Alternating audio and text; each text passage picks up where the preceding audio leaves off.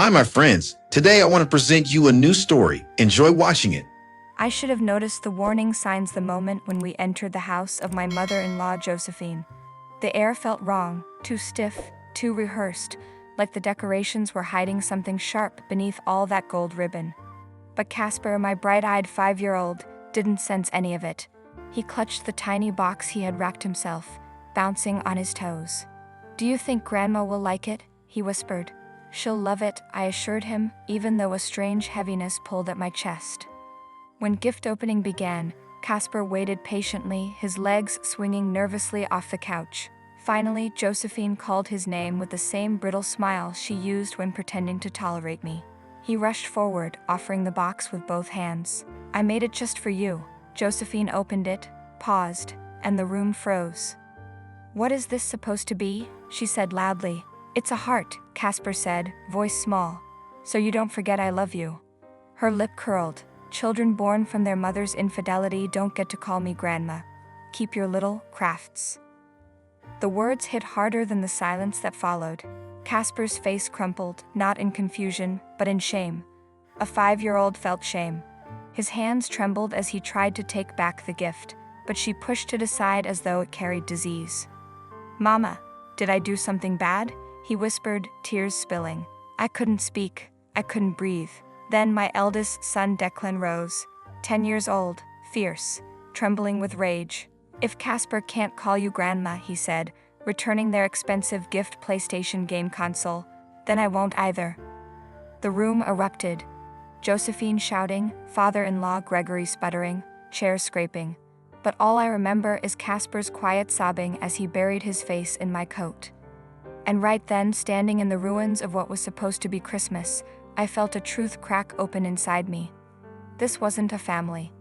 This was a warning. A warning we should have listened to years ago. And what happened next, none of us were prepared for.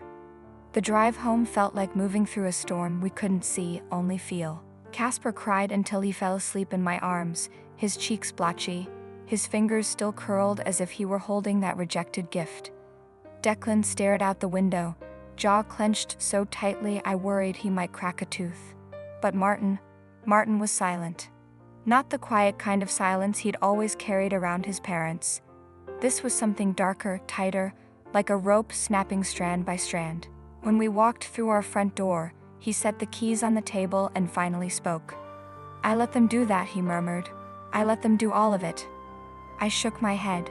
"Martin, they hurt him. And I let them." He stepped back, running both hands through his hair. "Years of excuses. Years of letting Mom and Henry talk to you like you didn't matter. Letting them decide who I should be. Don't do this to yourself," I said softly. "Just talk to me." He swallowed hard, eyes locked on the floor. She called my son a mistake, and I stood there. I didn't stop her fast enough. That broke something in me. Not anger, pain. The kind that rises in your chest like a tide. Declan stepped forward, voice cracking. "Dad, you did stop her. You took us home." Martin's face crumpled. He knelt, pulling Declan into a shaking hug. "I'm proud of you. You're a very brave boy. You stood up for your little brother. I should have protected you both long before today." Then he stood, grabbed his phone, and without hesitation opened his banking app. "Martin," I whispered. "No more," he said. "No more money, no more help, no more pretending they're harmless." And with a few taps, decades of manipulation vanished. A final notification flashed across the screen. Transfercancelled. Support discontinued. For the first time, during which Martin provided monthly financial assistance, $950, to his parents and brother in years, Martin exhaled. "So let's see," he said quietly, "who they are without my silence." We had no idea how quickly they would show us. The first call rang before sunrise, an angry vibration slicing through the quiet of our kitchen. Martin stared at the caller ID, jaw locking. "Josephine." He answered anyway. "How dare you cut us off?" she shrieked, her voice so loud I could hear it from across the room. "After everything we've done for you, after everything we've tolerated from her." Martin didn't flinch. "You humiliated my son. He deserved discipline," she spat. "A child like that." "Don't finish that sentence." His voice was low, sharp. "Just don't." She snapped. You think that boy is even yours? Everyone sees it but you. Martin's hand trembled. He ended the call. But the ringing started again. This time, Henry. Bro, seriously, Henry said, fake sympathy dripping like oil. Mom's not wrong. Casper looks nothing like you. Maybe it's time to face the truth. I stepped closer, icy fear coiling in my stomach. Martin hit speaker. Henry continued, look, just reinstate the money, okay? Mom's meltdown is ruining everything, and I've got rent due. Martin cut him off. If you call my son illegitimate again, we're done. Henry's voice turned venomous. You're being manipulated, you idiot. She trapped you with that kid. That was it. Martin's voice didn't rise, but something inside it broke. You will never speak to me or my children again. He ended the call and collapsed into a chair, face pale, shoulders shaking. And just when the house finally fell silent, Josephine found a louder weapon. Over the next 3 days, she flooded Instagram with a manipulative tirade, posts, reels, long captions, claiming she was a victim, insisting I had stolen her son, painting herself as a grieving mother torn from her family. She wrote that their attacks on Casper were necessary interventions, igniting arguments among relatives and dragging strangers into our private war. Her narrative spread like poison, and the family conflict exploded. I touched his arm gently. Martin, we know the truth. He looked up, tears brimming. Then let's prove it.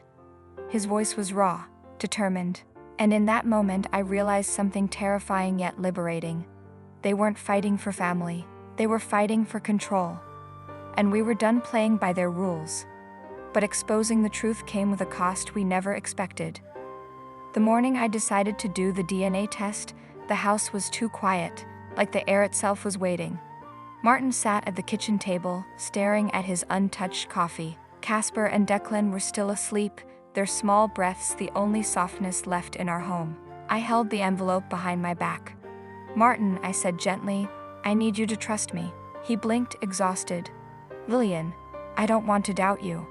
I don't want to doubt our son.